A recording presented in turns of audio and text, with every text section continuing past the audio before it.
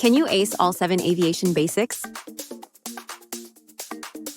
International distress frequency word? Welcome to the quiz. A. Mayday. What does IATA code LHR stand for? Get ready for question 1. B. London Heathrow. Device that records flight data? C. Black box. Flight data lift is generated by which aircraft surface?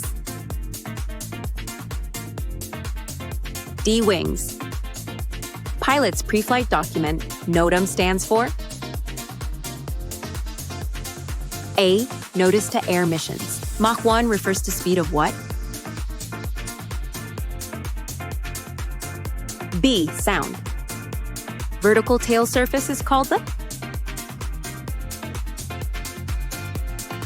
C. Fin vertical stabilizer. How many did you get right? Drop your score in the comments and challenge a friend to beat it. Follow to get a little smarter every day.